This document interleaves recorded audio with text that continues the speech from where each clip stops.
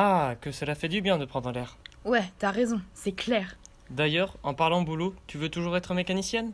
Oh ouais, et même que je postulerai aux machines de l'île. Alors prévois les bottes en caoutchouc, car ton île sera sous l'eau. Pourquoi tu me dis ça?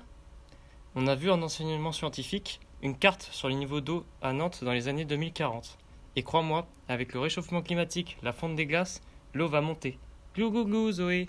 Ouais, mais rappelle-toi, le sénateur Monsieur Dantec, qui est aussi adjoint à la mairie de Nantes, nous a dit lors de sa visite au lycée en mars dernier qu'à cause du ralentissement du Gulf Stream, ils s'attendent à une élévation du niveau de l'eau moindre que celle annoncée.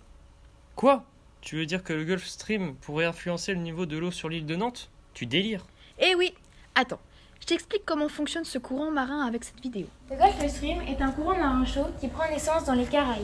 Ensuite, ce dernier traverse l'océan Atlantique pour rejoindre le nord-est de l'océan Atlantique. L'eau devient alors plus froide et une partie de cette eau gèle. Le sel tombe donc en profondeur. L'eau devient alors très salée.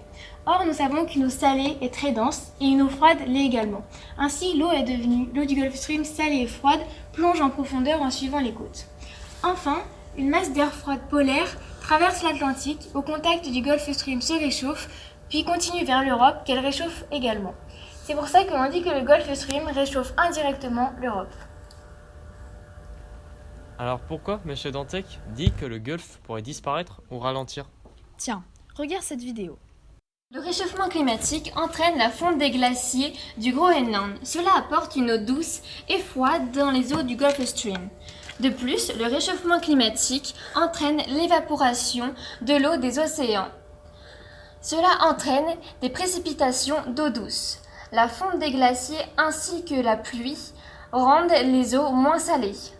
Ainsi, la densité diminue. Il plonge avec moins de dynamisme, il ralentit, voire se déplace vers le sud. Donc, les côtes européennes ne sont plus réchauffées. Ok, mais en quoi cela pourrait influencer le niveau de l'eau à Nantes? Car avec la fonte des eaux du Groenland, le niveau ne peut que monter. Eh bien finalement, même si les glaces continentales fondent, ce ne sera pas le facteur principal qui influencera le niveau des eaux au XXIe siècle. Ce sera la dilatation des eaux des océans. Dans un cristallisoir, on place un Erlenmeyer et une pipette en verre contenant de l'eau froide. Ensuite, on verse de l'eau chaude dans le cristallisoir. On observe alors que l'eau monte dans la pipette, son volume a donc augmenté. On constate qu'entre le début de l'expérience et la fin de l'expérience, le volume de l'eau a augmenté, ce qui veut dire qu'il y a eu dilatation de l'eau avec l'augmentation de sa température. Tu vois que si les eaux des océans se réchauffent dans le monde, alors la dilatation des eaux fait que le niveau de l'eau des océans va monter.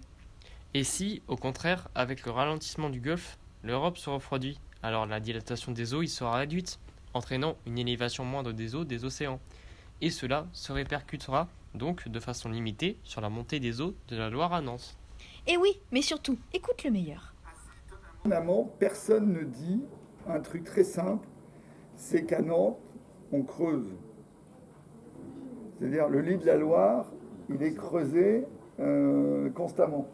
C'est-à-dire que il n'y aurait pas le lit de la Loire, Nantes serait extrêmement inondable, mais avec le creusement du lit de la Loire tel qu'il a été fait pour que les bateaux remontent à Nantes, le risque de submersion à Nantes est relativement faible.